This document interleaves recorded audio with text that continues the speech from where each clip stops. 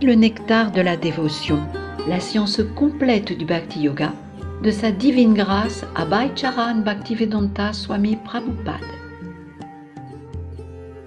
Cet ouvrage est une étude sommaire du célèbre Bhakti Rasamrita Sindhu de Rupa Goswami.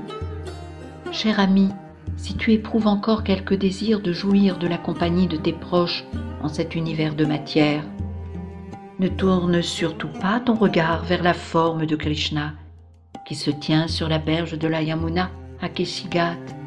Il se nomme Govinda. Une plume de paon orne sa tête et ses yeux fascinent. Il joue de sa flûte et la lune, de la lumière de ses rayons, baigne son corps. Bhakti Rasamrita Sindhu 1, chapitre 2, verset 239. Dédicace au Goswami de Vrindavan. Je rends mon hommage respectueux aux 6 Goswamis de Vrindavan.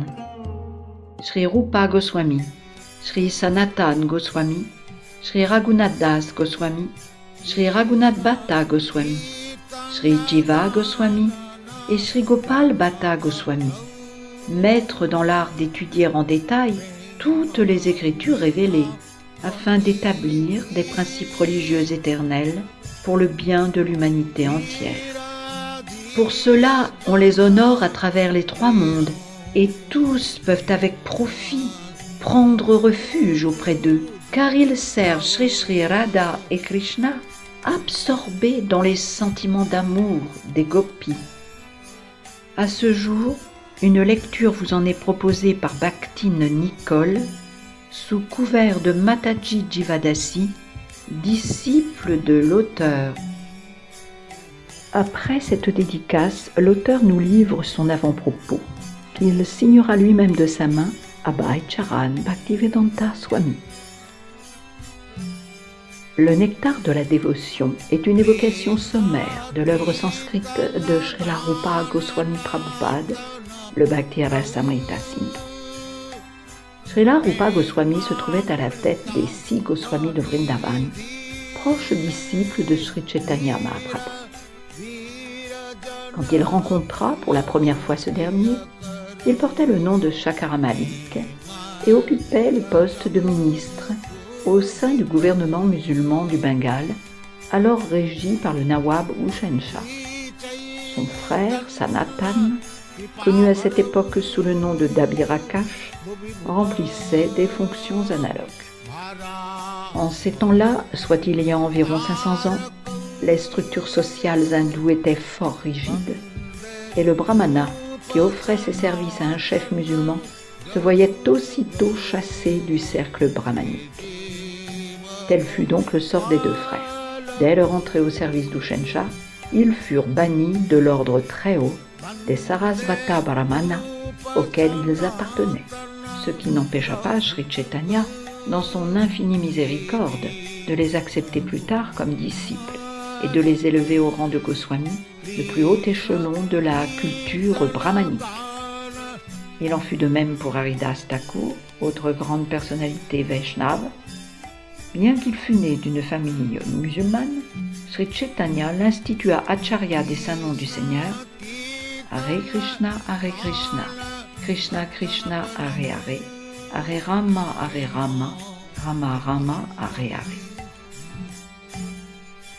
Le nectar de la dévotion développe justement ce principe selon lequel tout homme peut s'élever au rang de Goswami, plus haut que celui de Brahmana, s'il marche dans le sillage de Sri Chaitanya Mahaprabhu. Telle est l'universalité du mouvement qu'il créa. Quiconque cultive la science de Krishna et s'engage dans son service peut atteindre ce niveau de perfection, ce que corroborent tous les textes védiques, et plus particulièrement la Bhagavad Gita et le Srimad Bhagavata. C'est après avoir rencontré Sri Chaitanya à Ramakelli, un village du district de Malda, que les 2 frères, Shakara Malik et Dabirakash, décidèrent d'abandonner leurs fonctions pour se joindre à lui.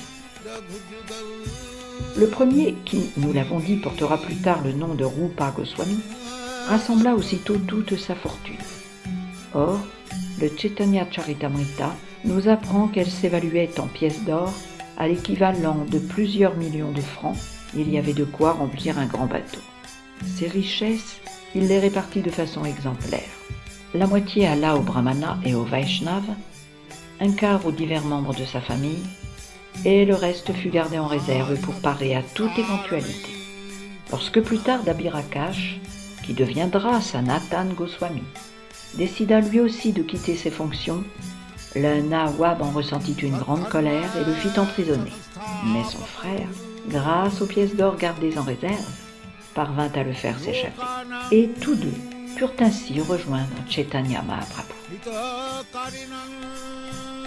Rupa Goswami retrouva d'abord le Seigneur dans la ville sainte de Prayag, aujourd'hui devenue Allahabad, au lieu connu sous le nom de Dasasvamedha Ghat. Sri Chaitanya l'instruisit alors, pendant 10 jours consécutifs, dans la science de Krishna. Nous avons relaté le détail de leur entretien dans l'ouvrage intitulé « L'enseignement de Sri Chaitanya Mahaprabhu ». Enseignement que Rupa Goswami développa lui-même par la suite, en approfondissant sa connaissance des écritures védiques.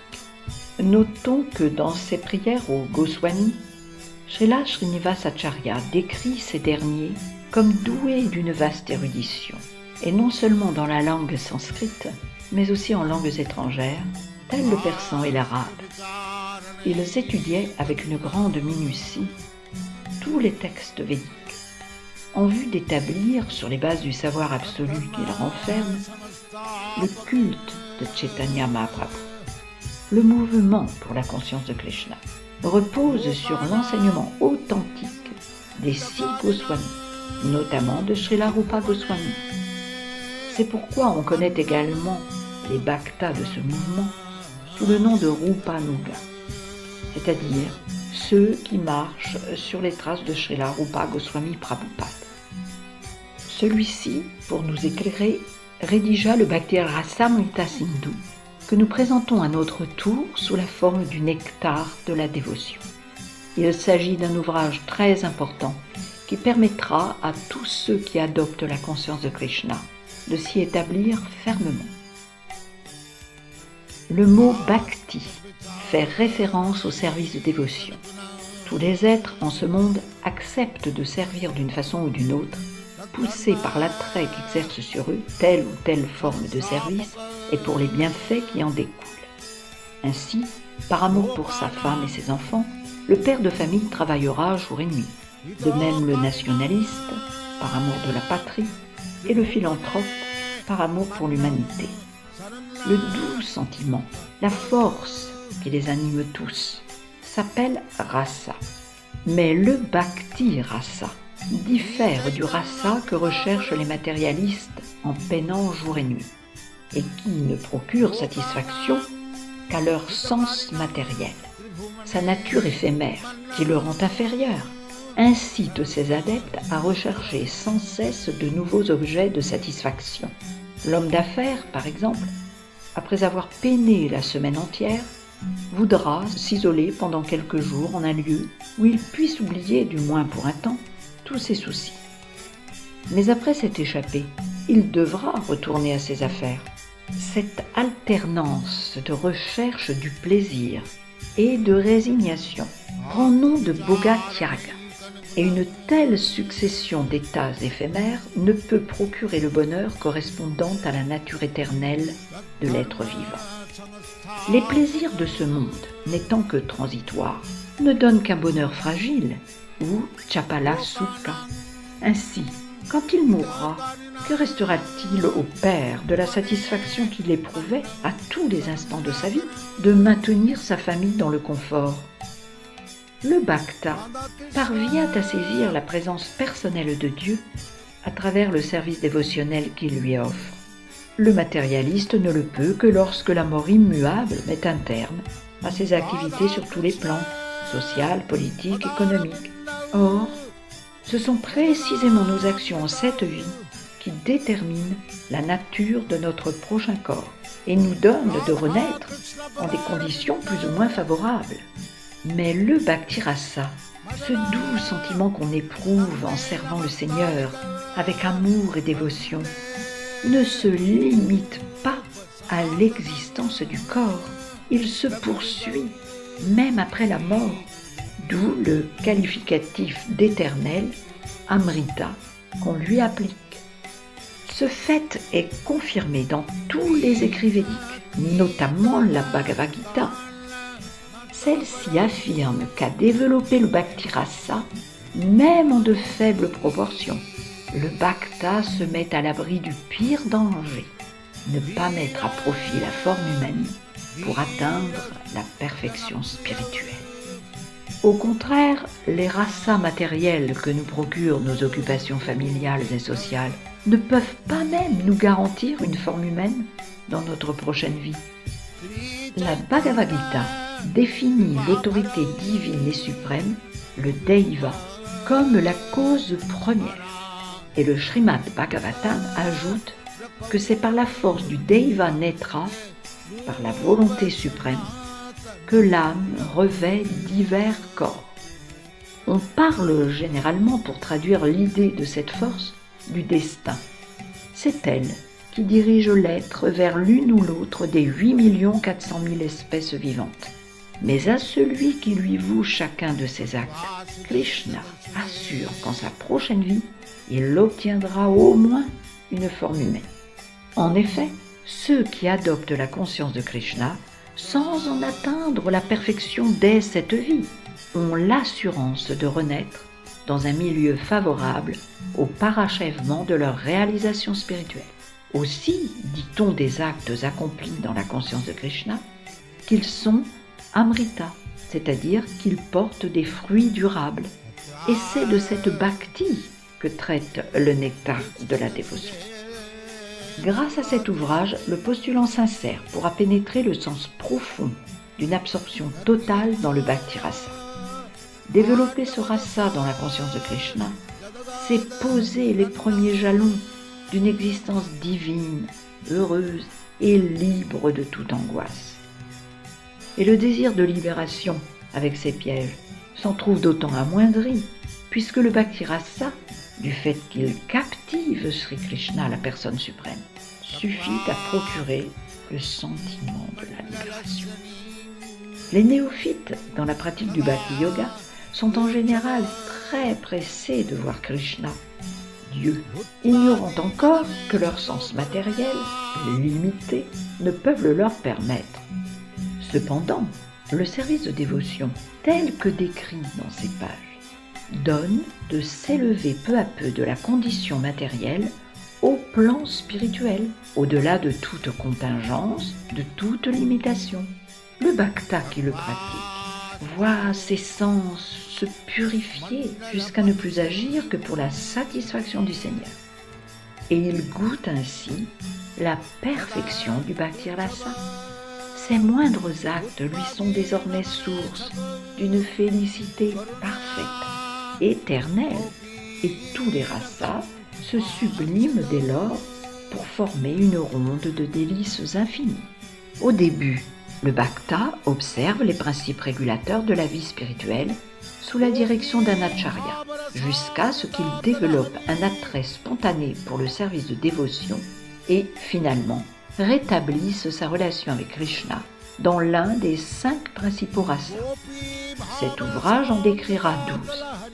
Le bhakta atteindra ainsi une existence éternelle, toute de connaissance et de félicité. Tout être vivant par nature a le désir d'aimer.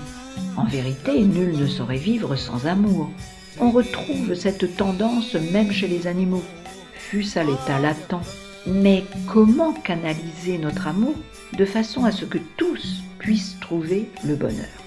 Les sociétés modernes enseignent l'amour de la patrie, de la famille, l'amour de soi, mais n'éclairent nullement sur l'art d'utiliser cette inclination à aimer pour le plus grand bonheur de tous. Cet art, le nectar de la dévotion nous le révèle. Éveiller notre amour pour Krishna et par là même retrouver la félicité éternelle inhérente à notre nature. L'enfant aime d'abord ses parents, partage ensuite cet amour avec ses frères et sœurs, et l'étend bientôt à toute sa famille, à son pays, au monde entier même. Mais à ce niveau encore, il est impossible de trouver satisfaction complète. Notre besoin d'aimer ne se peut combler qu'au contact de l'objet d'amour suprême, Krishna. Et c'est l'amour de Krishna, exprimé à travers 5 différents rasas, qu'enseigne le nectar de la dévotion, nous donnant par là la possibilité de développer simultanément notre amour pour tous les êtres. Telle est l'essence de cet ouvrage. Notre pouvoir d'aimer se déploie à la manière d'une onde lumineuse ou sonore dont la portée nous serait inconnue. Et si l'homme échoue dans toutes ses tentatives de trouver paix et harmonie, même dans le cadre d'une aussi vaste organisation que celle des Nations Unies, c'est qu'il ignore tous des moyens qui peuvent l'y conduire. La méthode est fort simple, mais elle mérite profonde considération. C'est l'amour de Krishna. Et en nous l'enseignant, cet ouvrage nous indique le moyen d'aimer ensemble tous les autres êtres. Lorsqu'on arrose les racines d'un arbre ou bien nourrit un estomac, le principe en est le même. Il est scientifiquement prouvé et su de tous que lorsque nous mangeons, l'énergie transformée par l'estomac est redistribuée dans toutes les parties du corps. De même, lorsque nous arrosons les racines d'un arbre, l'énergie ainsi créée se diffuse dans les plus fins rameaux de l'arbre, même le plus gros. Arroser une à une chaque feuille et chaque brindille serait peine perdue, et tout aussi vain de chercher à nourrir séparément chaque partie du corps humain. Le nectar de la dévotion nous apprendra donc à concentrer nos efforts, nos énergies, de façon à parfaire tous nos desseins, à embrasser tous les horizons. Toute autre méthode est vouée à l'échec. Sans doute la civilisation actuelle sait-elle combler tous les besoins matériels de l'homme, et au-delà, mais parce qu'il lui manque l'essentiel, elle ne peut lui procurer bonheur et paix. L'Amérique en est un exemple frappant. La plus riche des nations, au niveau de vie le plus élevé, crée une race confuse et frustrée. C'est pourquoi j'invite tous ceux que l'existence matérielle laisse insatisfaits à s'initier à l'art dévotieux qu'enseigne le nectar de la dévotion. Car alors, le brasier de l'existence conditionnée s'éteindra pour eux. Notre frustration provient de ce que, malgré nos pas de géant dans le sens du progrès matériel, notre soif d'aimer reste inassouvie. Et pour y remédier, le nectar de la dévotion nous apporte de précieuses indications sur la manière de combler tous nos désirs, matériels aussi bien que spirituels, dans cette vie et dans l'autre, à travers le service d'amour de Sri Krishna. N'allons pas croire toutefois que cet ouvrage condamne d'aucune façon le progrès matériel. Il tend plutôt à instruire les hommes dans l'amour du Seigneur suprême pour ajouter cet amour à leur vie. Il n'y a pas de mal à jouir d'un certain confort si l'on sait développer parallèlement son amour pour Krishna. Bien des façons s'offrent aujourd'hui à nous de dépenser notre amour, mais toujours loin de Krishna, le seul objet d'amour véritable. Nous arrosons toutes les parties de l'arbre, mais pas les racines. Nous tentons par tous les moyens de garder notre corps en bonne santé, mais sans vraiment nourrir l'estomac. Or, ignorer Krishna veut dire également s'ignorer soi-même. De fait, la réalisation du moi spirituel et de Krishna vont de pair. Pouvoir distinguer son corps à la lumière du jour n'implique-t-il pas du même coup la possibilité de contempler le soleil, sans lequel il demeure impossible de se voir?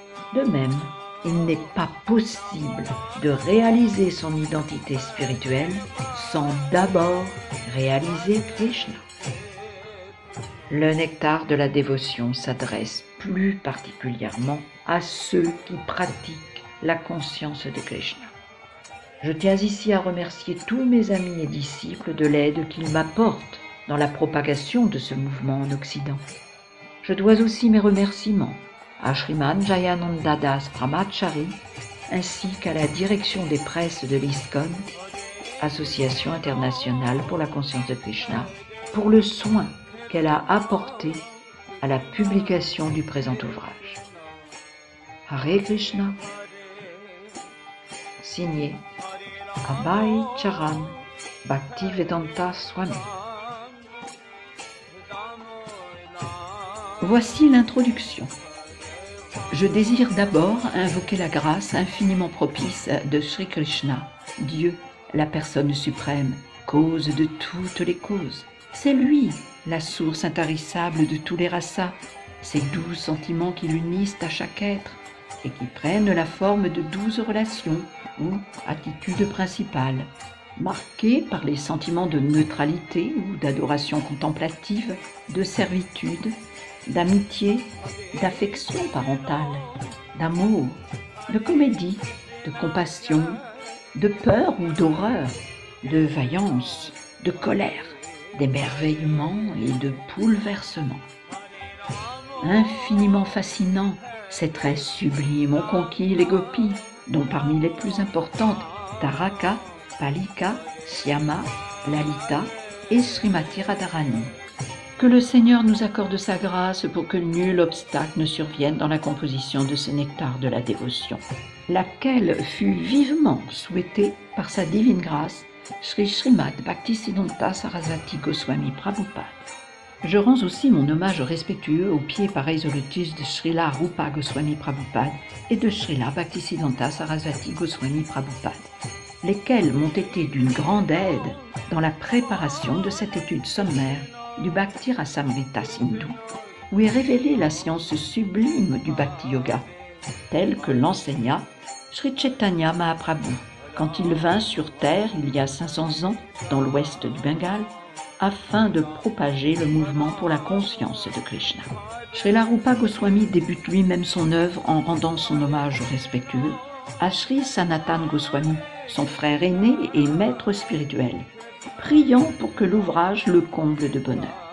Il prie encore pour qu'immergé en cet océan de nectar, il y nage toujours dans la félicité absolue que procure le service de Radha et Krishna.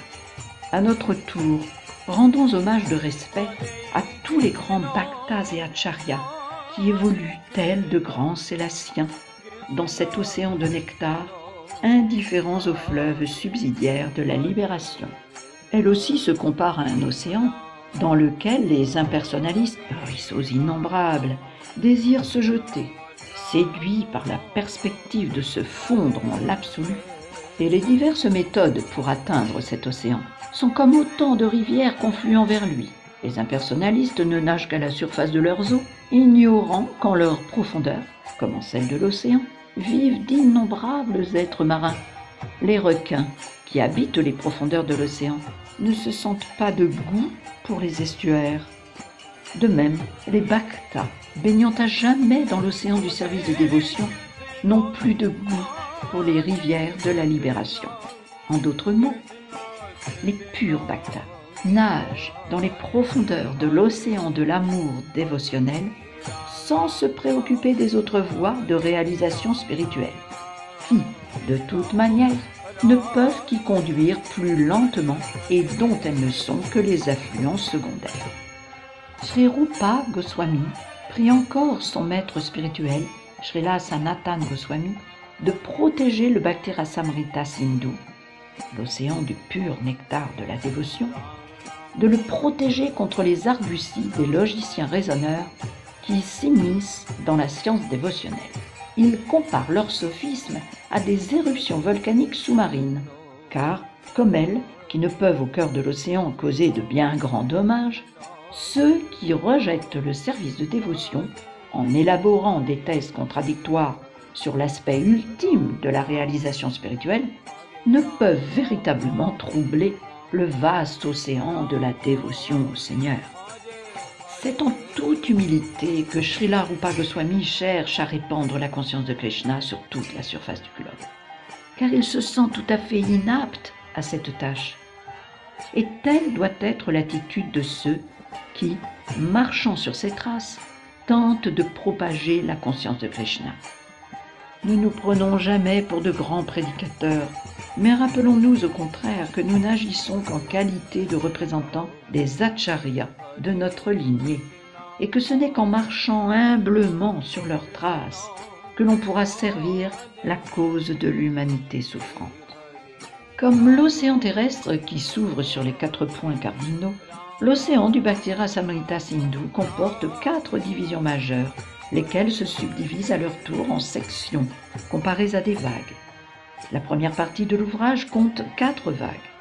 La première dépeint les principaux traits du service de dévotion, la deuxième traite des principes régulateurs qui le régissent, la troisième décrit l'extase dévotionnelle, et la dernière expose l'amour de Dieu, achèvement ultime du Bhakti Yoga. Chaque division sera traitée dans ces pages avec le plus grand détail. La vraie Bhakti, telle que l'ont décrite les grands acharyas, dévoile son essence dans les mots suivants de Srila Rupa Goswami. On reconnaît en soi la perfection dévotionnelle à la ferme détermination de plaire au Seigneur en le servant, animé d'un sentiment favorable, et d'être tout entier engagé dans la conscience de Krishna. Fin de citation. Car on peut également servir le Seigneur sans avoir vraiment le souci de lui plaire, mais une telle dévotion reste impure. Le service de dévotion pure, la pure bhakti, doit être libre de tout désir matériel, de toute recherche de volupté liée au karma, l'action intéressée, et au jnana, la spéculation intellectuelle. Les hommes, dans leur masse, n'agissent en effet qu'en vue de jouir des fruits de leurs actes et d'obtenir certains bienfaits matériels, tandis que les philosophes élaborent leur système sur les voies de la réalisation spirituelle par d'interminables spéculations et arguties. Mais la dévotion pure doit être exempte de tout motif intéressé comme de toute imagination personnelle. On ne la développe qu'au contact des purs bhaktas et par la pratique spontanée du service d'amour offert au Seigneur. Le service de dévotion se cultive. Il n'est pas synonyme d'inaction, ni créé pour les indolents ou les adeptes de la méditation silencieuse. Nombre de voies s'offrent à cela, mais la culture de la conscience de Krishna, suivant l'exemple des grands acharyas, l'anushilan, pour reprendre les mots de Srila Rupa Goswami, diffère de toutes les autres. Culture implique activité, car la connaissance seule ne peut véritablement élever notre niveau de conscience. Or, il existe 2 types d'activités, celles qui visent l'obtention d'un bien quelconque et celles qui permettent de se soustraire à un mal. En sanskrit, on désigne ces 2 types d'activités, acquisitives et émancipatrices, par les mots pravriti et nivriti. Nous connaissons tous plusieurs exemples de ces formes d'action, mais mentionnons ici, pour illustrer un cas d'action émancipatrice, celui de l'homme qui, atteint de quelque mal, se prémunit contre toute aggravation en prenant les remèdes nécessaires. Ceux qui cultivent la réalisation spirituelle et pratiquent le service de dévotion sont toujours actifs, sur le plan physique ou mental. Penser, sentir et vouloir sont les activités du mental, et par la volonté, celles-ci prennent une forme concrète à travers les organes d'action. Or, ce mental, nous devons toujours l'utiliser pour penser à Krishna et essayer de lui plaire davantage. Quant au corps grossier, 3 formes d'action lui sont aussi permises, physique, sensorielle et verbale. Toutes doivent également être mises en rapport avec Krishna. Ainsi, l'être conscient de Krishna ne parlera que pour répandre les gloires du Seigneur. C'est l'activité qu'on désigne par le nom de kirtan. Et il ne donnera à son mental d'autre nourriture que les nombreux divertissements du Seigneur, sur le champ de bataille de Kurukshetra ou à Vrindavan, en compagnie de ses purs dévots. Telle est l'attitude à entretenir pour développer en soi la conscience de Krishna, suivant les traces des grands acharyas et de son propre maître spirituel. Car cette conscience ne peut être acquise qu'avec l'aide d'un guide authentique, représentant direct de Krishna dans la succession disciplique. Toutes les actions du corps et du mental doivent donc, pour être en relation avec Krishna, s'accomplir sous la direction du maître spirituel et avec une foi vive. Quant à ce lien unissant l'être à Krishna, il n'est rétabli qu'à partir du moment où le disciple accepte du maître spirituel ce qu'on appelle l'initiation. Sans elle, il reste impossible de renouer contact avec la conscience de Krishna. Le Seigneur possède 3 énergies principales, externe, interne et marginale. Les êtres vivants constituent l'énergie marginale. L'univers matériel appartient à l'énergie externe et le monde spirituel est une manifestation de l'énergie interne. Les êtres vivants, lorsqu'ils tombent sous l'influence de la puissance externe, inférieure du Seigneur, agissent sur le plan matériel. Mais lorsqu'ils se placent sous l'égide de la puissance interne, leurs actes sont empreints de la conscience de Krishna. Ce qui signifie que les grands bhaktas, les mahatmas, ne subissent plus du tout l'emprise de l'énergie matérielle, mais agissent sous l'entière protection de l'énergie spirituelle, laquelle régit toutes les activités dévotionnelles ou conscientes de Krishna. L'action est une forme d'énergie, une force, et il est possible d'en spiritualiser les effets par la miséricorde de Krishna et du maître spirituel authentique. Dans son Chaitanya Charitamrita, Madhya 1951, Krishnadas Kaviraj Goswami rapporte certains propos de Sri Chaitanya, suivant lesquels quiconque entre au contact d'un maître spirituel authentique jouit d'une fortune immense, car il a reçu la miséricorde de Krishna. Par ailleurs, celui qui prend la vie spirituelle au sérieux recevra du Seigneur l'intelligence nécessaire pour approcher un maître spirituel qualifié, par la grâce duquel il pourra développer en lui la conscience de Krishna. Ainsi, la conscience de Krishna se trouve tout entière sous l'égide de Krishna et du maître spirituel. Elle est donc purement spirituelle, sans la moindre tâche matérielle. Lorsque nous disons Krishna, c'est bien de Dieu, la personne suprême, comme de ses multiples émanations dont nous parlons. De lui procèdent en effet émanations plénières, émanations partielles, distinctes de lui, et énergies diverses. En d'autres mots, Krishna est tout et inclut tout. De lui viennent Baladev, Sankarshan, Vasudev, Niruddha, Pradyumna, Rama, Nrsimha, Varaha et nombre incalculable d'autres avatars et émanations de Vishnu. Le Srimad Bhagavatam les compare aux vagues innombrables de l'océan. Or, toutes ces émanations, ainsi que tous les purs bhaktas, reposent en Krishna, la personne suprême. Et la Brahma Samhita les décrit encore comme parfaites en éternité, en félicité et en connaissance. Le service de dévotion consiste à agir dans la conscience de Krishna pour le plaisir absolu du Seigneur suprême.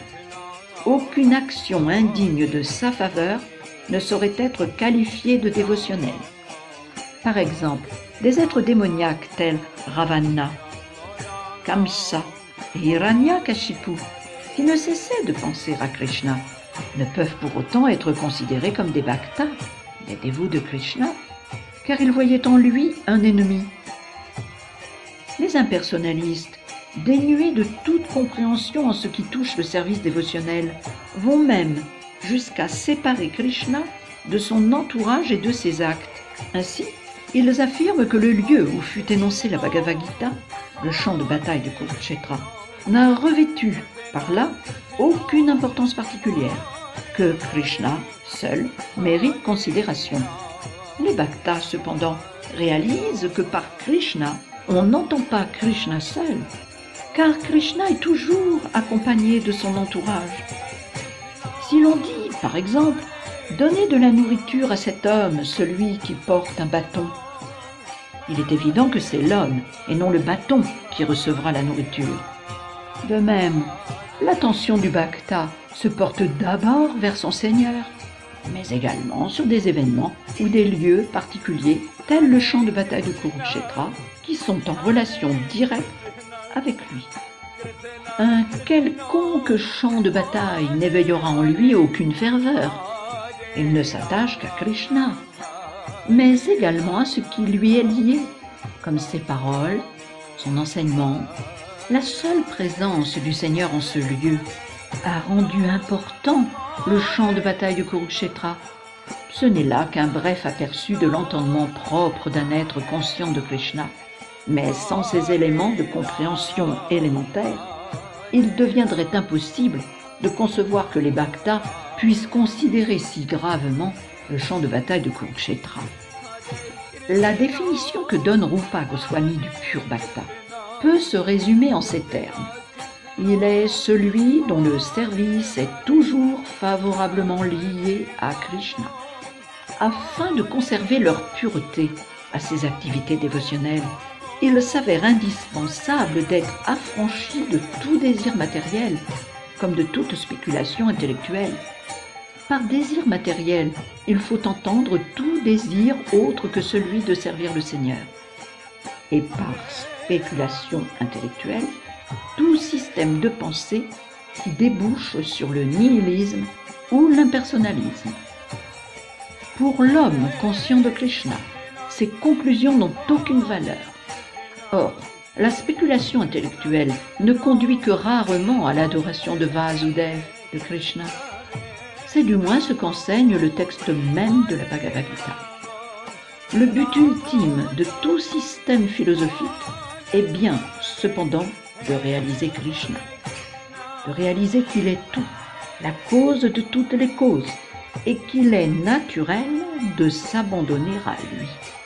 Si elle prend cette orientation, la spéculation intellectuelle revêt un caractère favorable. Mais dès qu'elle conduit au nihilisme et à l'impersonnalisme, elle perd tout lien avec la bhakti et doit être rejetée. On assimile parfois le karma, l'action intéressée, au rituel, et nombreux sont ceux qui ressentent une forte attirance pour les rites védiques. Mais l'agir de celui qui se borne à ces rites, sans connaître Krishna, ne peut être que nuisible au développement de sa conscience de Krishna. Le Srimad Bhagavatam, chant 7, chapitre 5, verset 23, décrit 9 procédés ou pratiques spirituelles, parmi lesquelles l'écoute, le chant et le souvenir de ce qui a trait à Krishna. Je reprends. Le Srimad Bhagavatam 7, 5, verset 23 décrit 9 procédés ou pratiques spirituelles, parmi lesquelles l'écoute, le chant et le souvenir de ce qui a trait à Krishna. Ceux-ci forment une assise suffisante au développement de la conscience de Krishna. Et hors d'eux, tout lui est néfaste. Qu'on se garde bien de s'en écarter. Dans sa définition de la bhakti, Srila Rupa Goswami a aussi fait usage des mots Jnana Karmadi. Ce dernier mot, Karmadi, ou l'action intéressée, fait référence à tous ces actes qui ne nous peuvent être d'aucun secours dans la poursuite du service de dévotion pure, y compris plusieurs formes de prétendu renoncement. Srila Rupa Goswami donne aussi une autre définition du service de dévotion, extraite du Narada Pancharatra. Citation. L'on doit s'affranchir de toute contingence matérielle et se purifier de toute souillure, cela grâce à la conscience de Krishna, pour ainsi retrouver son identité pure et engager ses sens dans le service de leur maître véritable. À l'état conditionné, nos sens obéissent aux dictées du corps, mais dès qu'on les emploie à servir les desseins de Sri Krishna, notre activité prend nom de bhakti. Tant que dure notre identification à une personne, une famille ou une nation donnée, nous nous affublons de désignations trompeuses. Au contraire, lorsqu'on réalise du fond de son être n'appartenir vraiment à aucune famille ou nation particulière, mais plutôt n'avoir de lien durable qu'avec Krishna, il devient évident qu'on ne doit dépenser ses énergies que pour servir les intérêts de Krishna et de nul autre. Voilà ce qu'il faut entendre par la pureté de motif, le niveau où se pratique le service de dévotion pure en parfaite conscience de Krishna. Ainsi se termine l'introduction au nectar de la dévotion. Voici maintenant les 51 chapitres du nectar de la dévotion, la science complète du Bhakti Yoga, de sa divine grâce, Abhay-charan Bhaktivedanta Swami Prabhupada. La première partie de l'ouvrage comprend 19 chapitres, dont le premier est intitulé « Particularité du service de dévotion pure ». Dans le Srimad Bhagavatam, chant 3, chapitre 29, versets 12 et 13, Srila Kapila Dev révèle à sa mère, par les paroles suivantes, les particularités du service de dévotion pure.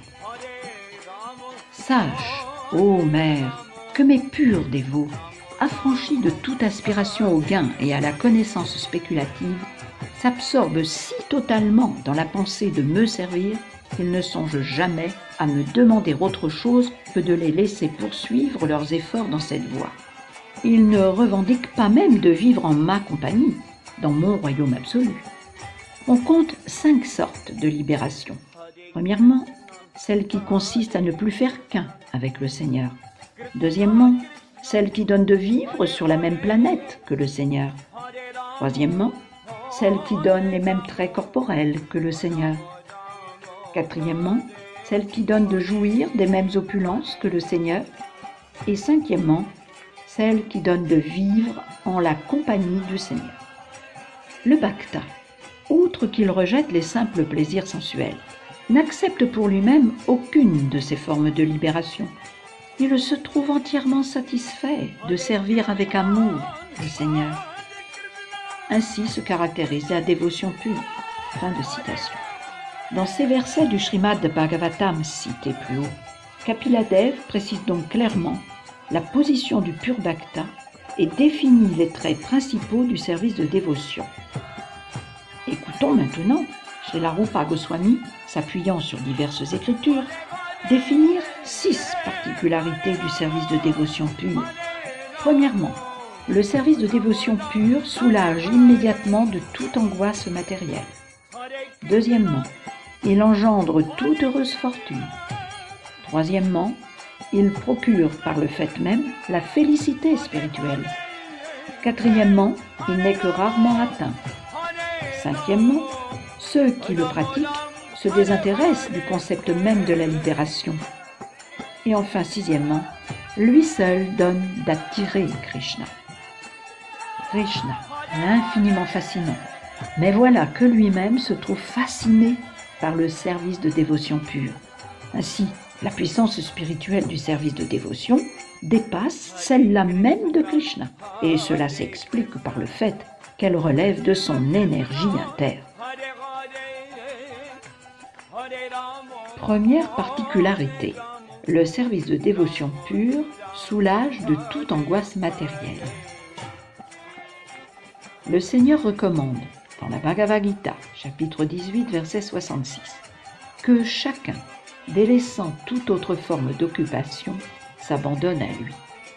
Il promet alors que les âmes ainsi soumises seront affranchies de toutes les suites de leurs fautes. Srila Rupa Goswami précise que les souffrances liées aux actes coupables ont une double origine, les actes en eux-mêmes, mais aussi ceux-là menés lors de vies précédentes. Et l'origine des actes coupables se trouve être, le plus souvent, l'ignorance.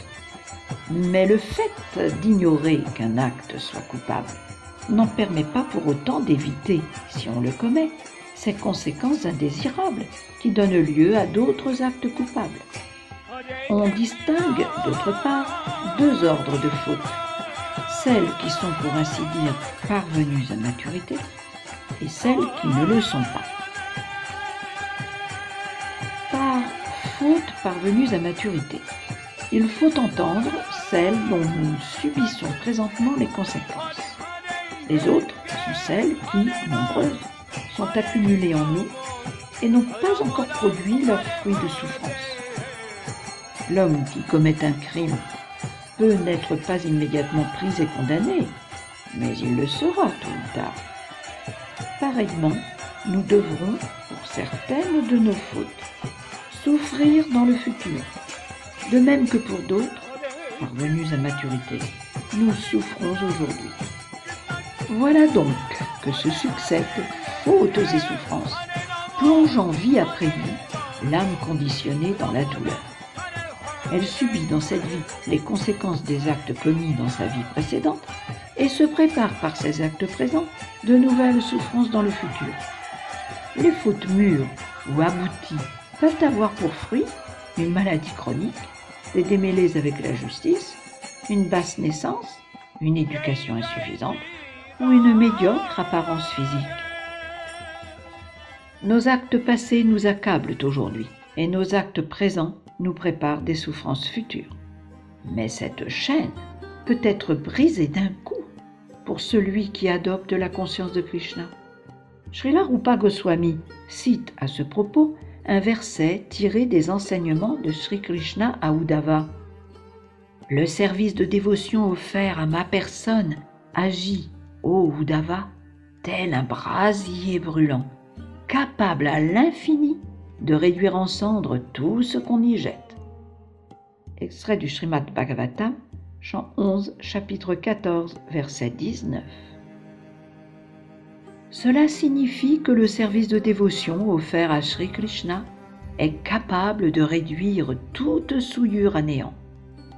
La Bhagavad Gita nous donne l'exemple illustre d'Arjuna, qui, d'abord, a cru mauvais de combattre, mais a fini, suivant la volonté de Krishna, par engager la lutte, laquelle participa ainsi du service de dévotion, en sorte qu'il échappa à toute conséquence néfaste.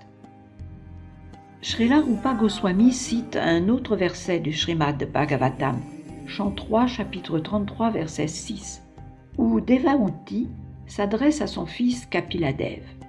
Il est 9 formes d'activité dévotionnelle, au premier rang desquelles se placent, ô Seigneur, l'écoute et le chant de tes gloires. Et quiconque écoute ainsi le récit de tes divertissements, chante tes gloires, t'offre son hommage, absorbe en toi ses pensées, s'engageant ainsi dans l'une ou l'autre de ces 9 activités, serait-il issu d'une famille de mangeurs de chiens, les plus bas d'entre les hommes, acquiert aussitôt qualité pour accomplir les sacrifices védiques. Fin de citation. Ainsi, celui qui, pleinement conscient de Krishna, s'engage authentiquement dans cette voie du service de dévotion pure, en devient nécessairement purifié. Il ne peut qu'être affranchi de toute souillure venant de ses actes matériels passés. Le service de dévotion a donc le pouvoir de réduire à néant toutes les suites de nos actes coupables. Cependant, le bhakta veillera sans cesse à ne plus commettre de fautes, et telle est précisément la marque d'un bhakta. Voilà pourquoi le Srimad Bhagavatam souligne que même l'être issu d'une famille de mangeurs de chiens peut, par l'accomplissement du service de dévotion, trouver qualité pour prendre part aux cérémonies rituelles recommandées dans les Védas. Étant bien entendu qu'en règle générale, nul homme provenant d'un lignage aussi bas n'est apte à accomplir de sacrifices ou yagya. On nomme brahmana les prêtres chargés d'accomplir les rites védiques, et à moins d'être tels, nul ne les peut mener à bien. Ce sont les actes passés d'un être qui déterminent les conditions de sa naissance. S'il naît parmi les mangeurs de chiens, il faudra en conclure que ses actes passés furent coupables. Mais celui-là même, s'il s'engage sur la voie du service de dévotion et commence la pratique du chant des saints noms du Seigneur, Hare Krishna, Krishna Krishna, Hare Hare, Hare Rama, Hare Rama, Rama Rama, Hare Hare, se verra aussitôt qualifié pour accomplir toute cérémonie sacrificielle. C'est qu'il a neutralisé d'un coup, par le chant des saints noms, toutes les suites de ses fautes. Le Padma Purana distingue 4 séries de suites aux actes coupables. Premièrement, celles qui n'ont pas encore porté fruit. Deuxièmement, celles qui restent encore à l'état de germe. Troisièmement, celles qui sont parvenues à maturité. Et quatrièmement, celles qui ont presque atteint maturité. Le même écrit explique que comment celui qui s'abandonne à Vishnu ou Krishna, le Seigneur suprême, et s'engage dans le service de dévotion offert à sa personne, en pleine conscience de lui, peut, d'un coup, les réduire à rien. Parmi les conséquences de nos fautes, celles qui ont presque atteint la maturité s'assimilent aux souffrances que subit l'être dans le temps présent. Et celles qui restent encore à l'état de germe représentent l'amas des désirs dans le cœur. Le mot sanskrit kuta les désigne comme autant de graines qui sont sur le point de germer. Dans le cas des fautes qui n'ont pas encore porté fruit, la germination n'a tout simplement pas commencé. Ce verset du Padma Purana peut nous faire comprendre combien est subtile la contamination par la matière, son origine, son épanouissement et ses conséquences manifestées sous forme de souffrances multiples se succèdent comme autant de maillons d'une interminable chaîne. Il est souvent très difficile de déterminer la cause exacte d'une maladie, d'en préciser l'origine, comme d'en prévoir le développement. Mais le mal ne naît pourtant pas de façon subite. Ainsi, tout comme, par mesure de prévention, un médecin inocule à son patient le vaccin destiné à empêcher la croissance du mal, il est possible de prévenir efficacement la germination de ces actes coupables en s'injectant la conscience de Krishna. Sukadev Goswami relate à cet effet dans le Srimad Bhagavatam 6, 2, verset 17, l'histoire d'Ajamil. Jeune brahmana accompli et respectueux du devoir, Ajamil tomba un jour aux mains d'une prostituée qui lui fit bientôt perdre toute sa pureté. Il vécut dans la dépravation, mais put cependant, au moment de mourir, prononcer le nom de Narayana, Krishna. Il obtint ainsi le salut, malgré toutes les fautes commises au cours de sa vie. Sans doute, et Sukadev Goswami le souligne, l'austérité, les actes charitables et l'accomplissement des rites védiques sont-ils fort recommandés pour celui qui désire racheter ses fautes, mais il reste néanmoins impuissant à détruire la semence profonde des désirs coupables. Et telle était la condition du jeune Ajamil. Seule la conscience de Krishna peut stériliser cette semence néfaste, et le chant du Mahamantra, du mantra Hare Krishna, tel qu'il fut enseigné par Sri Chaitanya Mahaprabhu, permet de l'atteindre sans peine. Ainsi, à moins d'adopter la voie du service de dévotion, nul ne peut s'affranchir complètement de toutes les suites de ses fautes. L'accomplissement des rites védiques, les actes charitables et l'austérité peuvent bien en libérer l'être pour un temps, mais bien court. Et ce temps passé, le voilà une nouvelle fois poussé vers le mal.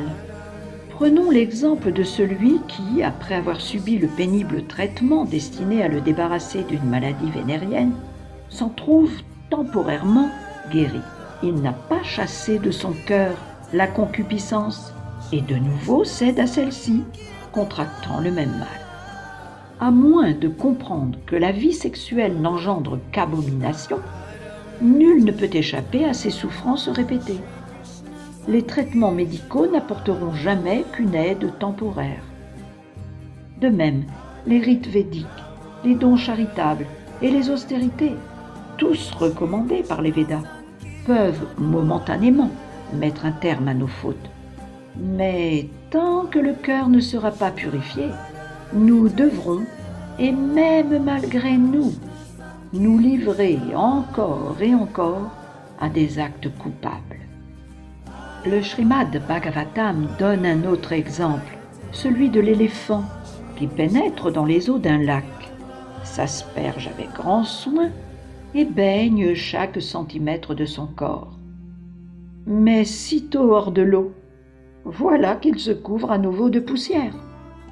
Pareillement, celui à qui manque la conscience de Krishna ne peut s'affranchir parfaitement des désirs coupables. Ni les pratiques yogiques, ni la spéculation philosophique, ni l'action intéressée ne peuvent anéantir les semences de désirs coupables. Seul y parviendra le service de dévotion. Un dialogue entre Sanat Kumara et le roi Prithu dans le Srimad Bhagavatam, chant 4, chapitre 22, verset 39, fait ressortir cette vérité. L'ego matériel, ô roi, est tel qu'il garde l'homme prisonnier de l'existence conditionnée, retenu à elle comme par de solides liens. Seuls les bhaktas savent en trancher sans peine le nœud en s'engageant dans la conscience de Krishna.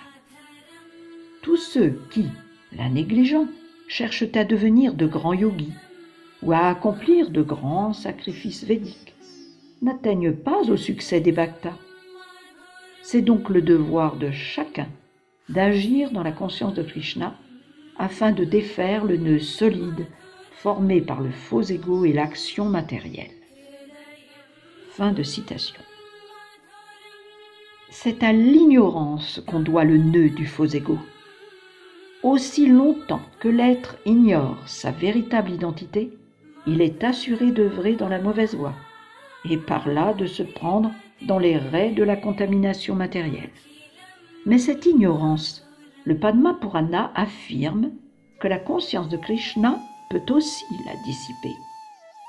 Citation. Le service de dévotion pure, accompli dans la conscience de Krishna, représente la plus grande source de lumière. Et sa lumière brille de l'éclat ardent d'un feu de forêt, qui a tôt fait de réduire en cendres tous les vils serpents que sont les désirs matériels. Fin de citation. Lorsqu'un incendie ravage une forêt, les feuilles sèches qui jonchent le sol prennent feu d'un coup, entraînant la mort immédiate de très nombreux reptiles qui s'y trouvent. Les quadrupèdes peuvent courir et chercher à fuir les flammes, mais les serpents périssent sur le champ. Les serpents de l'ignorance subissent le même sort devant le feu brûlant de la conscience de Krishna. Deuxième particularité, la conscience de Krishna engendre toute heureuse fortune. Srila Rupa Goswami a donné de l'heureuse fortune le critère suivant. L'action, dit-il, est véritablement propice lorsqu'elle sert le bien de tous les êtres.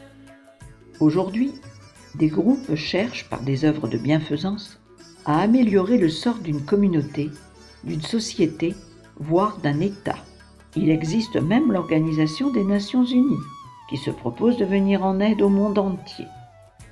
Mais les efforts entrepris, même sur le plan national, restent pour l'essentiel insuffisants, de sorte qu'un projet aussi vaste est presque obligatoirement irréalisable. Or, le mouvement pour la conscience de Krishna est si merveilleux qu'il possède, lui, le privilège de conférer à l'humanité tout entière le plus grand bien. D'où l'attrait dont il est capable sur chacun, car chacun peut en apprécier les bienfaits. Voilà pourquoi Rupa Goswami et de nombreux autres érudits s'entendent pour dire qu'une large diffusion par toute la terre du mouvement pour la conscience de Krishna et du service de dévotion constitue la plus haute œuvre de bienfaisance qui soit. Le Padma Purana explique pourquoi la conscience de Krishna peut retenir l'attention universelle et procurer la joie à tous. Citation. Celui qui s'engage dans le service de dévotion en pleine conscience de Krishna, il faut le voir comme le plus grand des bienfaiteurs, Par son œuvre, il apporte la joie à tous les êtres, et pas seulement aux hommes, mais aussi aux animaux et aux plantes, qu'il captive eux aussi. » Fin de citation. Sri Chaitanya Mahaprabhu est une illustration vivante de ce verset. Comme il voyageait à travers les jungles de Jharkhand, en Inde centrale, pour répandre son mouvement de Sankirtan, il vit tigres, éléphants, cerfs et autres animaux sauvages se joindre à lui et participer à leur façon à ces danses d'extase et au chant du mantra Hare Krishna. Il faut encore ajouter que celui qui s'engage dans la conscience de Krishna et adopte la pratique du service de dévotion voit s'épanouir en lui toutes les qualités que l'on trouve généralement chez les dévas. Selon les dires de Sukadev Goswami, l'homme animé d'une foi ferme en le Seigneur, Sri Krishna, et sans duplicité, acquiert toutes les qualités des dévas. Extrait du Srimad Bhagavatam 5, 18, verset 12.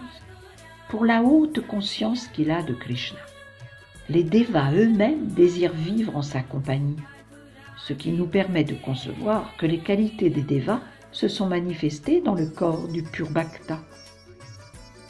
Parallèlement, il est à remarquer que hors de la conscience de Krishna, nul ne possède de qualité réelle. Même ceux qui jouissent des plus hautes connaissances académiques se montrent, dans leur comportement, inférieurs à la bête.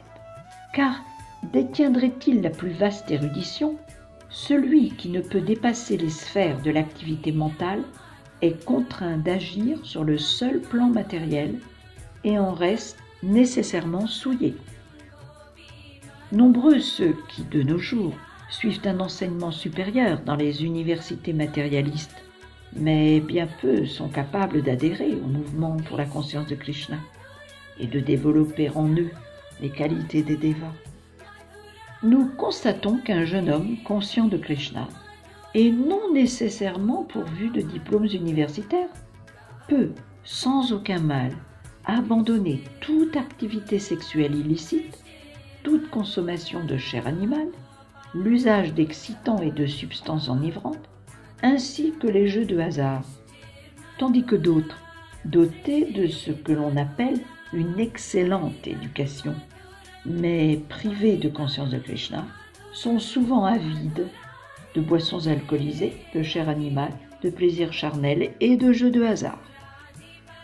Voilà qui montre de façon pratique comment l'être conscient de Krishna voit se développer en lui toutes les qualités divines, ce à quoi ne peuvent prétendre les abhaktas. Notre expérience personnelle nous prouve que celui qui adopte la conscience de Krishna perd, même dans la fine fleur de l'âge, tout attrait pour le cinéma, les boîtes de nuit, les exhibitions de corps nus, les restaurants, les bars, etc. Il s'est complètement détaché de toutes ces inepties et se garde bien de perdre un temps précieux en fumée, en boissons enivrantes et en divertissements futiles ou autres extravagances. Le yoga des pouvoirs promet que par la pratique du silence, l'homme réalisera qu'il est Dieu. Une telle promesse pourra sembler alléchante aux esprits matérialistes, mais combien de temps sauront-ils garder le silence? L'homme privé de conscience de Krishna est incapable en général de rester assis en silence même une demi-heure. Il peut certes s'adonner à la méditation, mais sitôt fini sa séance de yoga, le voici retombé dans ses inepties habituelles, activités sexuelles illicites, consommation de chair animale, jeux, etc. Au contraire, l'être conscient de Krishna s'élève de façon graduelle et sûre, et sans chercher le support artificiel de la méditation silencieuse. Par le simple fait d'agir dans la conscience de Krishna, il se tient à l'écart de toute sottise et développe ainsi un caractère parfait. Troisième particularité, la conscience de Krishna procure la félicité spirituelle. Srila Rupa Goswami, après s'être livré à une étude approfondie des différentes sources de bonheur, les a séparées en 3 groupes distincts. Premièrement, le bonheur qui découle des plaisirs matériels. Deuxièmement, le bonheur que procure l'identification de soi au Brahman impersonnel. Et troisièmement, celui qui s'attache à la conscience de Krishna. Dans le Tantra Shastra, Shiva s'adresse en ces termes à son épouse Sati. Celui qui s'abandonne aux pieds pareils au lotus de Govinda et développe ainsi la pure conscience de Krishna acquiert sans mal toutes les perfections convoitées par l'impersonnaliste. Et au-delà, il jouit du bonheur qu'éprouvent les purs bhaktas. Fin de citation. Parce qu'il est éternel, le bonheur lié au service de dévotion pure surpasse tous les autres. Les sentiments de bonheur qui découlent de la jouissance de diverses perfections matérielles ou encore de l'identification au Brahman sont éphémères, donc inférieurs. Car rien n'empêchera que le bonheur matériel ne nous échappe. Et de même, tôt ou tard, l'impersonnaliste a toutes les chances de perdre le bonheur spirituel que lui procure l'identification au Brahman. On a vu de grands sannyasis mayavadis, impersonnalistes de haute érudition, presque des âmes libérées, se détourner de leur pratique au profit de la politique ou de la philanthropie. C'est que la réalisation impersonnelle de l'absolu ne leur a pas donné accès au bonheur spirituel ultime, de sorte qu'ils sont comme contraints de redescendre au niveau matériel et de s'y livrer aux occupations de ce monde.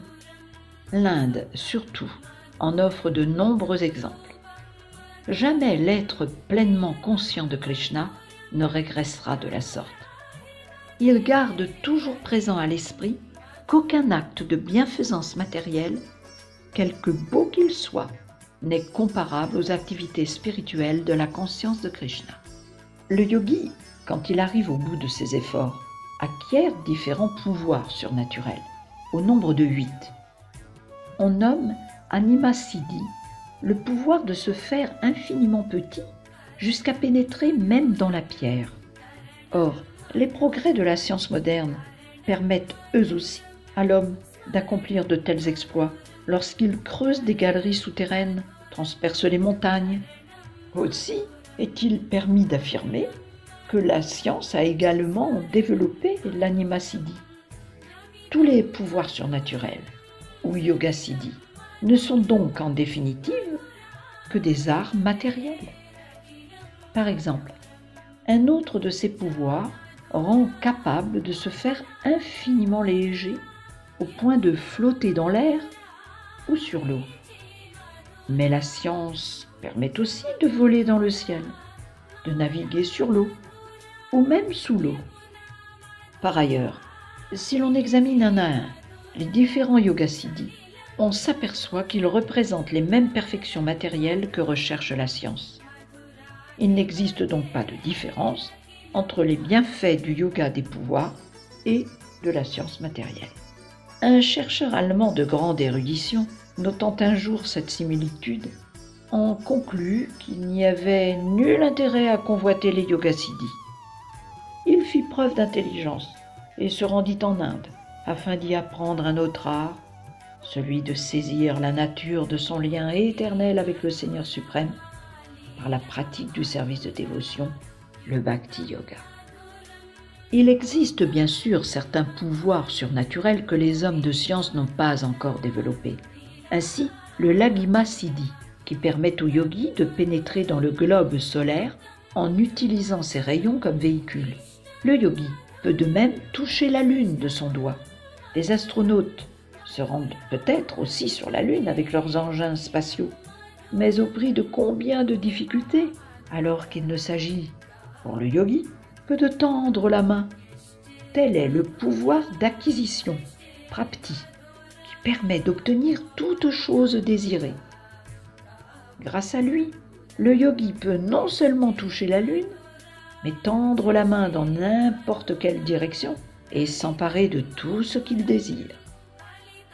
Ainsi, cueillera-t-il un fruit dans un jardin éloigné de plusieurs milliers de kilomètres?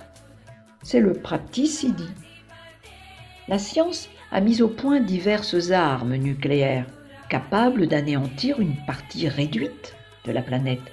Mais l'Ishita-Siddhi permet de créer ou de détruire une planète entière d'un seul effort de volonté. Le Vashita-Siddhi, lui, qui consiste en une sorte d'hypnose quasi irrésistible, permet d'exercer sa domination sur n'importe quel être. On voit des yogis ayant développé dans une entière mesure ce pouvoir s'en servir pour exploiter les foules qu'ils abreuvent de sottises avant de disparaître la bourse bien garnie. Un autre pouvoir surnaturel, le Prakamya Siddhi, consiste en une sorte de magie, Prakamya, qui permet d'accomplir toute merveille. Celui qui le possède peut par exemple faire pénétrer de l'eau dans l'orifice oculaire et la rejeter ensuite par le seul jeu de sa volonté. Le plus haut de ces pouvoirs surnaturels, le Kamavasayita Siddhi, est aussi une forme de magie.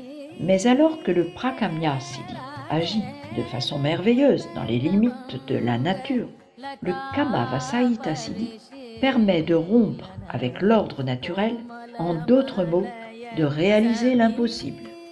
L'être doté de tels pouvoirs pourra certes jouir d'un très grand bonheur, mais qui n'en restera pas moins éphémère.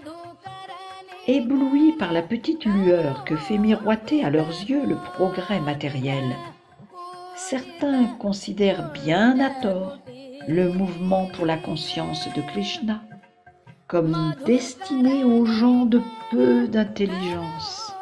Ils estiment plus sage de rechercher les douceurs de la vie, un appartement confortable, une vie familiale prospère et des rapports sexuels agréables. C'est méconnaître qu'à tout moment, ils peuvent se voir délogés de leurs conditions matérielles présentes. Enveloppés par l'ignorance, ils ne savent pas que la vraie vie est éternelle. L'existence n'a pas pour but d'entourer le corps de commodités matérielles, somme toute éphémères. Seule l'ignorance la plus ténébreuse fait qu'un être se laisse prendre au charme d'un progrès illusoire. C'est pourquoi Srila Bhaktivinoda Thakur soutenait que le développement du savoir matériel ne fait qu'enliser l'homme toujours davantage dans sa sottise par un miroitement qui lui fait oublier sa vraie nature. Et c'est là une véritable malédiction, car la forme humaine a précisément pour but de faire reprendre à l'être conscience de son identité réelle, pour qu'il s'affranchisse de son empiègement dans la matière. Mais plus la connaissance matérielle se déploie, plus elle enserre l'âme conditionnée dans les raies de l'existence en ce monde, jusqu'à lui enlever toute possibilité d'échapper au gouffre. Dans le Hari Bhakti Sudodaya, Prahlada Maharaj, grand dévot du Seigneur, adresse cette prière à Nrsimhadev, l'avatar mi-homme, mi-lion. Sans fin, ô Seigneur, je prie à tes pieds pareils au lotus pour acquérir plus de fermeté dans l'accomplissement du service de dévotion. Et si je te prie ainsi de fortifier ma conscience de Krishna, c'est parce que le bonheur qui en émane est tel qu'il donne accès à tous les bienfaits que donnent la piété, la poursuite des richesses, le plaisir des sens et même la libération de l'existence conditionnée. Fin de citation. En vérité, le pur bhakta ne recherche aucune de ces perfections, car le bonheur né en lui par la pratique du service de dévotion dans la conscience de Krishna revêt un caractère si sublime, infini, qu'aucune autre forme de bonheur ne peut rivaliser avec lui.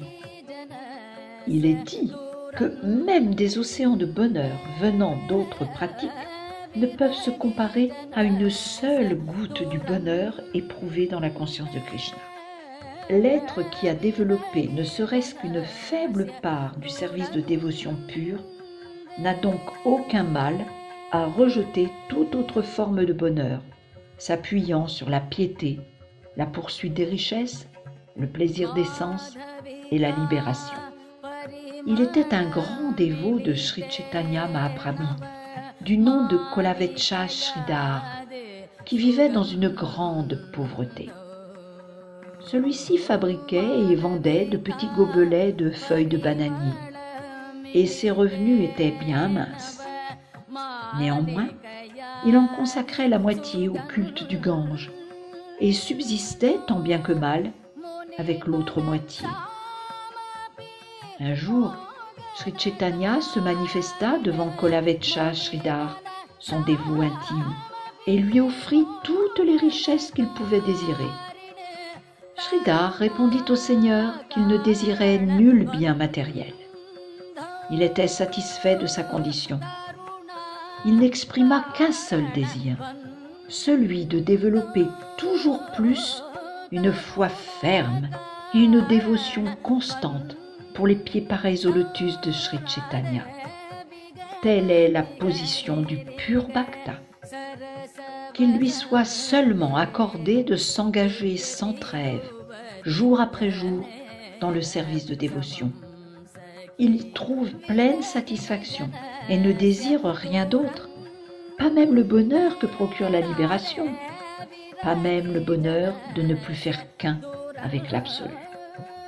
On trouve aussi mentionné dans le Narada Pancharatra que quiconque développe ne serait-ce qu'un peu de dévotion au service du Seigneur perd tout attrait pour les plaisirs que peuvent lui offrir l'exercice de la piété, l'accroissement des richesses, la satisfaction des sens ou les 5 sortes de libération.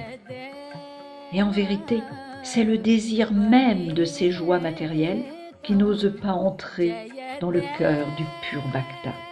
Pourquoi les convoiterait-il quand il les possède déjà, elles qui accompagnent le service de dévotion offert au Seigneur, comme des servantes fidèles entourent une reine. En d'autres termes, aucun bonheur, quelle qu'en soit la nature, ne manque au pur bhakta. Il n'a pour tout désir que de servir Krishna. Mais connaîtrait-il d'autres désirs? Le Seigneur s'empresse de les combler sans que le bhakta n'ait même à les formuler. Quatrième particularité, le service de dévotion pure n'est que rarement atteint. Les premiers pas dans la vie spirituelle s'accompagnent d'austérité, de sacrifices divers, ainsi que d'autres pratiques devant favoriser la réalisation spirituelle. Cependant, il ne suffit pas de les accomplir, même en se libérant de tout désir matériel, pour accéder au service de dévotion. Et tout aussi vain sera de chercher à y parvenir par soi-même, sans aide aucune, car Krishna n'accorde pas au premier venu de le servir. Il comblera facilement celui qui les désire de bienfaits matériels, ou même lui accordera la libération. Mais il ne donne pas aussi facilement d'accéder au service de dévotion offert à sa personne. De fait, on n'obtient gain de cause dans cette voie qu'à travers la miséricorde d'un pur dévot du Seigneur. Le Chaitanya Charitamrita, Madhya 1951, enseigne à cet effet. C'est par la miséricorde du maître spirituel, pur dévot du Seigneur, et celle de Krishna lui-même, que s'ouvre la voie du service de dévotion. Il n'est pas d'autre moyen d'y accéder. Fin de citation. Le Tantra Shastra corrobore également la rare qualité du service de dévotion à travers ses propos de Shiva. Un grand philosophe, ô Sati, scrutant les diverses branches du savoir, pourra s'affranchir des raies de la matière. Par l'accomplissement des rites et des sacrifices recommandés par les Védas, un autre s'élèvera au niveau de la vertu et jouira au plus haut point des plaisirs matériels. Mais à aucun de ceux-là dussent-ils renaître et perpétuer leurs efforts à travers des milliers d'existences. Il ne sera donné de servir le Seigneur avec dévotion. Fin de citation. Prahlada Maharaj souligne lui aussi, cette fois dans le Srimad Bhagavatam, que nul ne peut accéder au service de dévotion par ses seuls moyens, ou même avec l'aide des enseignements d'autorité supérieure. Seul y parviendra celui qu'aura béni la poussière venant des pieds pareils au lotus d'un pur bhakta, à jamais libre de la souillure des désirs matériels. Le même ouvrage nous livre les paroles suivantes venant des lèvres de Sukadev Goswami. Sache, ô roi, que Mukunda, Sri Krishna, Dieu, la personne suprême, protège éternellement les membres des dynasties Pandava et Yadu. Il représente aussi, et à tous égards, ton maître spirituel et précepteur, l'unique objet de ton adoration, ton ami affectueux et ton guide dans tous tes actes, sur le plan individuel comme sur le plan familial. Parfois même, il se rend à tes ordres comme un simple messager. Grande est ta fortune, ô roi, car tous ces privilèges dont te fait grâce le Seigneur, qui oserait même en rêver?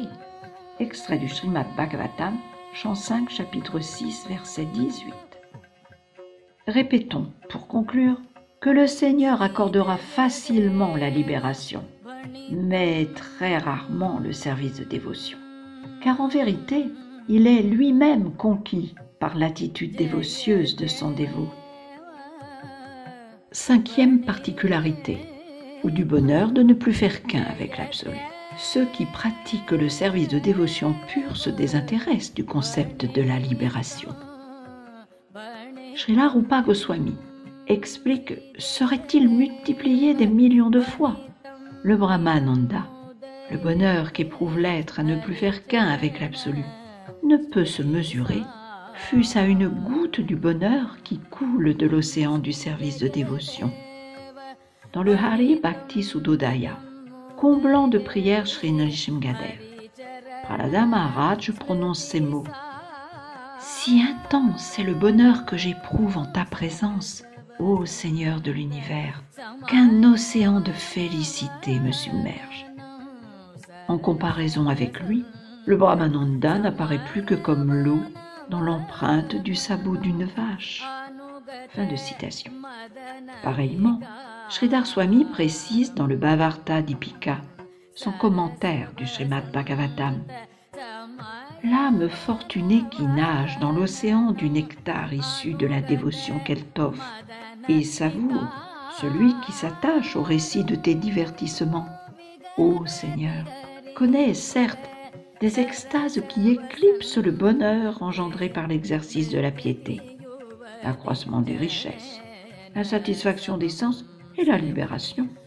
Pour un tel bhakta, établi au niveau spirituel, toute forme de bonheur autre que celui qu'apporte le service de dévotion n'a pas plus d'importance qu'un fétu de paille traînant dans la rue. » Fin de citation. Sixièmement, le service de dévotion seul donne d'attirer Krishna. Le service de dévotion fascine même Krishna, explique Srila Rupa Goswami. Krishna, lui qui fascine chacun, et pour cette raison porte le nom de Madan Mohan, signifiant que sa grâce indicible a plus de charme que 1000 cupidons réunis. Le voilà à son tour charmé par le service de dévotion. L'image même de la perfection dévotionnelle se trouve en la personne de Srimati Radharani, qui est ainsi plus fascinante encore que l'infiniment fascinant. C'est pourquoi les bhaktas la nomment Madan Mohana Mohani, ou encore Madan Mohan Mohini, celle qui fascine celui qui charme Cupidon. Pratiquer le service de dévotion, c'est donc marcher sur les traces de Srimati Radharani. C'est pourquoi tous les bhaktas de Vrindavan se placent sous son égide pour atteindre la perfection dans l'accomplissement de leur service dévotionnel. Parce que Srimati Radharani en dirige les moindres expressions, le service de dévotion ne peut en aucune manière être comparé aux activités de ce monde. La Bhagavad Gita, chapitre 9, verset 13, explique que la puissance interne de Krishna, la Devi Prakriti, ou Srimati Radharani, assure protection aux âmes magnanimes, aux Mahatmas, et ainsi placé sous l'égide directe de sa puissance interne, le service de dévotion a pouvoir d'attirer même Krishna. Krishna le confirme d'ailleurs lui-même lorsqu'il enseigne. Apprends de moi, mon cher Uddhava, que la pratique du yoga, la spéculation philosophique, l'accomplissement de rites sacrificiels ou de sévères austérités, l'étude du Vedanta ou les actes de charité ne sauraient susciter en moi le même attrait que le service de dévotion offert par mes dévots. Tous ces actes revêtent certes un caractère propice, mais ils ne m'attirent pas au même degré que le service d'amour sublime de mes dévots. Extrait du Srimad Bhagavatam 11, 14, verset 20. Yudhishthir Maharaj, comme il admirait les gloires et le noble caractère de Prahlada Maharaj, se vit expliquer par Narada la fascination qu'exerce sur Krishna le service de dévotion que lui offrent ses dévots. La grande admiration de Yudhishthir Maharaj pour les qualités de Prahlada s'explique par le fait qu'un bhakta, et encore plus un pur bhakta, apprécie toujours les traits sublimes manifestés par les autres dévots du Seigneur. Jamais un pur bhakta ne se croit parvenu en un point élevé, mais il tient toujours les autres bhaktas pour plus élevés que lui-même. Yudhishthir, donc, pensait « Prahlada Maharaj est un véritable dévot du Seigneur, ce à quoi je ne saurais prétendre. » Et c'est alors qu'il était absorbé en ses pensées que Narada lui tint les propos suivants. « Cher roi Yudhishthir, vous, les Pandavas, vous êtes sans nul doute les êtres les plus fortunés de l'univers. Car le Seigneur a choisi d'apparaître sur cette planète et de vivre au milieu de vous, tel un homme ordinaire en toutes circonstances. Lui qui, en tant que Seigneur suprême, demeure caché aux yeux de tous, partage néanmoins votre vie de chaque jour. Il agit avec vous en cousin, en ami ou même en simple messager. Qui donc en ce monde est plus fortuné que vous ?» Extrait du Srimad Bhagavatam 7, 10, versets 48 et 49. Dans la Bhagavad Gita, chapitre 11, versets 41 et 42, Arjuna s'adresse ainsi à Krishna au moment où celui-ci lui révèle sa forme universelle.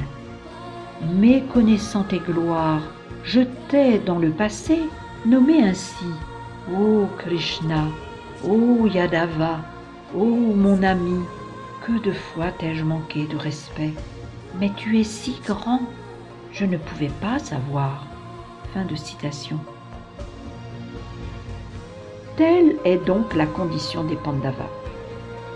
Bien que Krishna soit lui-même Dieu, la personne suprême, souverain d'entre les souverains, il vécut parmi ses 5 frères de sang royal, attirés par leur dévotion, leur amitié et leur amour pour lui. Voilà qui démontre mieux que tout la nature sublime du service de dévotion. Il fascine même Krishna. Dieu est grand, certes, mais plus grand encore est le service de dévotion, car il a le pouvoir de conquérir le Seigneur. Nul bhakta ne pourra jamais saisir la portée du service offert à Krishna. Fin du premier chapitre du Nectar de la dévotion, intitulé « Particularité du service de dévotion pure ».